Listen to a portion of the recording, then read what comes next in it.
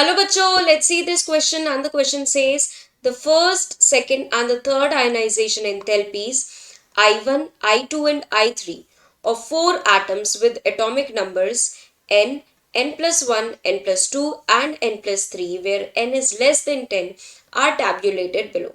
What is the value of n?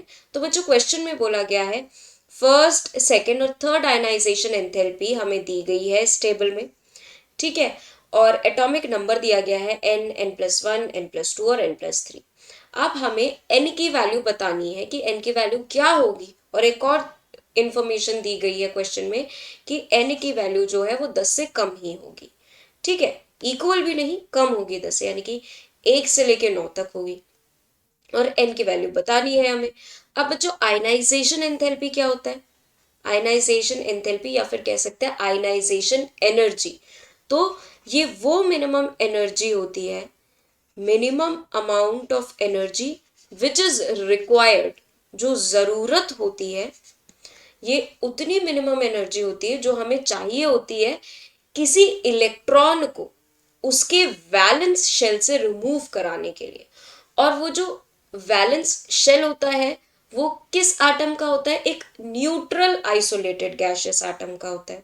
तो minimum amount of energy required to remove electron to remove valence electron from its neutral isolated gaseous atom, ठीक है। तो यहां पर बच्चों देखा जाए तो I1 और I2, I1 क्या होता है कि जो न्यूट्रल आइसोलेटेड गैसियस एटम होता है उसमें से जो पहला वैलेंस इलेक्ट्रॉन निकलता है तो उसमें जो एनर्जी रिक्वायर्ड होती है उसे बोलते हैं हम फर्स्ट आयनाइजेशन एंथैल्पी या फिर फर्स्ट आयनाइजेशन एनर्जी, और उसे I1 से रिप्रेजेंट करते हैं।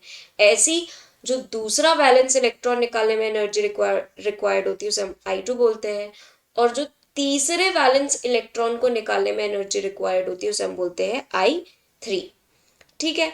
अब देखिए यहाँ पे बच्चों कि I1 और I2 में सबसे ज्यादा डिफरेंस हमें देखने को कहाँ मिल रहा है? तो हमें देखने को मिल रहा है n+2 वाले में, ठीक है। तो आई टू और I1 में सबसे ज्यादा डिफरेंस n+2 एटॉमिक नंबर में है। इसका मतलब ये है बच्चों कि पहला इलेक्ट्रॉन तो इसमें से बड़े आराम से निकल गया, ठीक है। बट जैसे ही पहला इलेक्ट्रॉन निकला, पहले इलेक्ट्रॉन के निकलते ही जो कॉन्फ़िगरेशन है वो अपने बहुत ही स्टेबल स्टेट में चली गई, बहुत ही स्टेबल कॉन्फ़िगरेशन आ गई, मतलब कह सकते हैं कि नोबल गैस कॉन्फ़िगरेशन आ गई है। डिफरेंस से पता लग रहा है, ठीक है। और जैसे ही नोबल गैस कॉन्फ़िगरेशन एक्वायर हो जाती है, वो कॉन्फ़िगरेशन सबसे ज़्यादा स्टेबल होती है, और जब उसमें से इलेक्ट्रॉन निकाला जाता है तो बहुत एनर्जी रिक्वायर्ड होती है। क्यों? क्योंकि हम किसी चीज़ की स्टेबिलिटी को छीन रहे हैं उससे। तो इसका मतलब कि इसका कुछ वैलेंस शेल में एक ही इलेक्ट्रॉन होगा, ठीक है। और बात करें I2 और I3 में बच्चों, तो I2 और I3 में सबसे ज्यादा डिफरेंस देखने को मिल रहा है n+3 वाले में। इसका मतलब कि जो इसका सेकंड इलेक्ट्रॉन है, पहले इलेक्ट्रॉन को रिमूव कराने में तो है ही, ज्यादा एनर्जी लगी रही है, सेकंड इलेक्ट्रॉन को रिमूव कराने में इतनी एनर्जी नहीं है। बट जैसे ही सेकंड इलेक्ट्रॉन रिमूव होता है वो अपनी स्टेबल नोबल गैस कॉन्फ़िगरेशन में चला जाता है। आप देख भी सकते हैं यहाँ पे सबसे ज्यादा आयनाइजेशन एंथैल्पी इसी की है, ठीक है। ये इसका सेकंड इलेक्ट्रॉन रिमूव होते ही नोबल गैस कॉन्फ़िगरेशन एक्वायर हो जाती है। इसका मतलब कि n+3 जो एटॉमिक नंबर है एक ऐसा एलिमेंट है जिसके वैलेंस शेल में 2 इलेक्ट्रॉन है, ठीक है। इसके वैलेंस शेल में 1 इलेक्ट्रॉन है।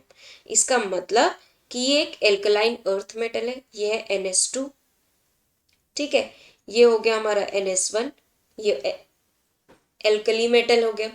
अब इससे एक कम, देखिए ये एल्कलाइन अर्थ मेटल पता लगी, ये ग्रुप 2 का है, फिर चले गए ग्रुप 1 में, ग्रुप 1 से एक और कम पीछे जाएंगे तो ये नोबल गैस आ गई, ठीक है।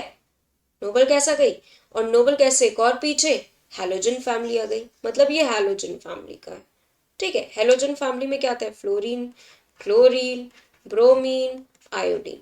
अब ऐसा इनमें से कौन सा एलिमेंट है जिसका एटॉमिक नंबर 10 से कम है? तो एक ही है, वो है फ्लोरीन। इसका एटॉमिक नंबर है 9। तो हमसे यहाँ पर n की ही वैल्यू पूछी थी, तो यहाँ पर n की वैल्यू हम रिपोर्ट करेंगे बच्चों 9। ठीक है, so I hope all of you understood very well, thank you and best of luck.